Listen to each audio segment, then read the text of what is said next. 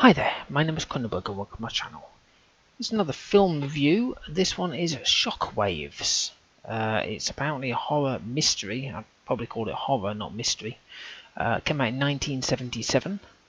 The actual film rating is a 15. It's an hour and 25 minutes. Amazon rating is 4 out of 5. IMDb is 5.5 out of 10. And the Amazon synopsis is: in the dark days of World War II, the Nazi High Command orders its scientists to create a top-secret race of indestructible zombie stormtroopers, unliving, unfeeling, unstoppable monstrosities that killed with their bare hands. They were known as the Death Corps. No member of this horrific SS unit was ever captured by the Allies, and somewhere off the coast of Florida they have survived. So, the director is Ken, how do I say it? Wiederhorn, Wiederhorn, who directed Return of the Living Dead Part 2. Part 1 is awesome. Part 2, yeah, it's okay. Part 3, ignore. Producer is Reuben Train, Reuben Trane, who produced King Frat. Music with Richard Einhorn, Einhorn, who did the music for K-19, The Widowmaker. Now the cast have put the main ones, I would kind of say, I don't know. Obviously we've got Peter Cushing, who was the SS commander and who was in many Hammer films, so I've picked The Curse of Frankenstein. John Carradine, who was Captain Ben Morris, who was in Stagecoach. Brooke Adams, who was Rose, was in The Dead Zone. Luke Halpin, who was Keith, was in Flipper. And Jack Davidson, who was Norman, who was in The Secret of My Success. I've not seen that in years. Locations, believe it or not, we have the Bimini Islands in Bahamas, where the wreck was. The Biltmore Hotel in Florida, which is hotel, a building. Biscayne Bay and Palm Beach for the beach scenes, and the SS Sapona shipwreck in Bimini Islands, which is the ghost ship. It's known as Death Corps, Nazi Bloodstorm, and Almost Human. And here's an interesting excerpt, which, to be brutally honest, I wouldn't have even paid them this amount of money. Headlining stars John Carradine and Peter Cushing each worked 5 days. Carradine earned $5,000, while Cushing earned $25,000, plus first-class airfare to and from London, hotel accommodations, and a driver. Some of the other actors were better. And they only recorded or filmed it literally within a month. Not like the days of nowadays, is it? So it literally starts straight away about the invincible soldiers. There's some pictures and this guy talking in the background explaining it all, and then the credits appear. So it's literally no credits appeared, then this appears. But it's kind of heavy in bass, so it's not like bass, obviously 77s, but it's kind of like deep, you know, like a bass guitar sort of deep, that kind of thing. So literally at the very beginning, a woman's rescued floating in the sea, right? And she doesn't know what she's doing there. She's la-la-la-ing, but then she tells a story of why she was there. So it's obviously, you know, going back in her life.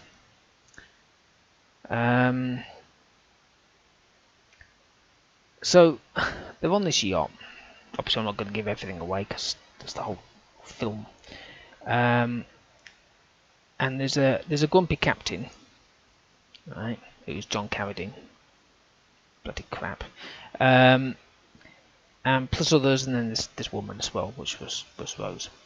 Later on, one of the women says to Norman, which actually is his wife, obviously, about it being pitch black. Norman says, "I don't like this one bit. I hope these people know what they're doing." And she says, "They must know what they're doing. They're sailors, aren't they?" And he replies, "So was the crew of the Titanic." And thought, yeah. Made me chuckle. So, for about literally 20 minutes, it was all in darkness. Couldn't see a damn thing. Finally some daylight. But it was always on the ocean, you can't see anything, fine. But, you know, even inside the bloody yacht, you couldn't see a damn thing. Or whatever it was. Now, the music's intense when the soldiers appear. When they disappear, it stops. But when they appear, it's really heavy. But it's kind of synthesized and that crappy bassy stuff. So, it's like... It's like, my God, my ears. Because, yes, unfortunately, I was watching it late at night. So I had to have the headphones on, which basically meant I couldn't have my ears.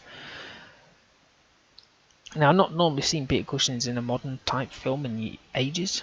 Like I say, it's normally Hammer films set in the days before electricity.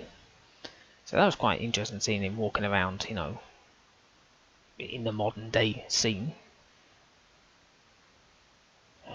So, I saw death in a way, I suppose. I didn't see many deaths, but this dude was walking in a low part of the river, right? So he took his shoes off because obviously he's wading. So he's like, "Oh, I'll take my shoes off." And then basically he stands on a spiky plant, and then whilst he's like, "Ah!" he then obviously hopping and then trips and falls head first into the spiky plant. It wasn't a good way to go, I must admit. I was like, ugh. I've run any way to go, it's not that. And obviously there was something else going on at the same time. So, if you've watched Netflix, or you watch Netflix, and you've seen this series called Physical 100, pretty damn good if you haven't seen it. It's South Korean, finding the perfect body thing. It's actually really good. I mean, when you watch it, you basically think, oh my God, they did that. Anyway, whatever. So basically they're dragging this little boat across some muddy water, and it's a bit like an episode from there. When I was watching it, I was like, oh, it's not exactly the same, but kind of resembled it. They were all knackered, and there's only 4 of them. Yay! I saw it. She tripped. Now we saw it on the trailer. She tripped. You see her climbing over something, and she trips over. But you just think, oh, she's just scrabbling for a thing. No. She does trip. She hurts her ankle. Literally every horror film, I'm waiting for it. Somebody has to trip over, break their ankle, whatever. They have to. Adds to the sense of suspense. It's like, no, it doesn't. It's shit. So you're locked in. You're safe in the locked room, right? And you hear a noise, and you yell out the names of others and say, "Is that you?" Now, if there's no reply, do you stay safe and sound inside, or do you open the door and have a look outside?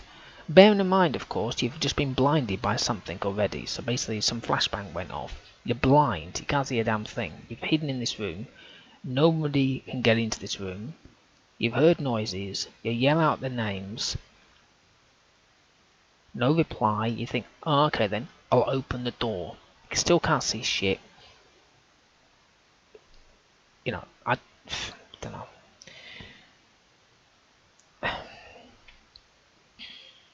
Well, the ending was a bit strange.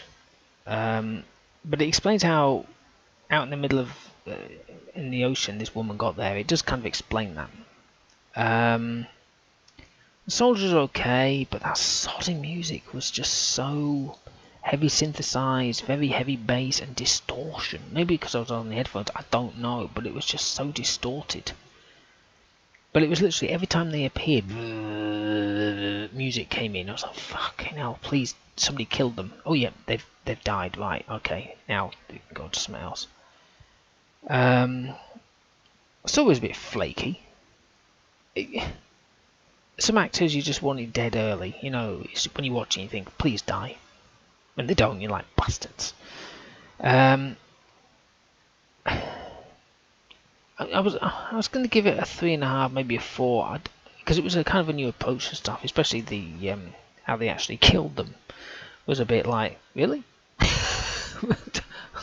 Forget the gunshot to the head or any of that stuff. I'm not going to explain how they did it, but it was just like. But the interesting thing is, I have no idea what they were doing on the yacht. Apparently, they were paying to go somewhere. We don't know where. Was it this island? I don't know. We have no idea. but they were like saying, send us back. Says, no, we're going to take you on a holiday of a lifetime, or for a trip of your lifetime, but we have no idea what the hell we're on this trip for, because we just don't know. Nobody's told us, which is a bit crappy. We would kind of like explain what you're doing there, maybe. Oh, we're going to the Seychelles or something, I don't know. But there was none of that. It was just a bit flat. Peter Cushing's, God, no. He just didn't work in it. I'll be honest, he doesn't work in it. And John Carradine, God, no. I thought he was drunk at first, but apparently that's just how he is.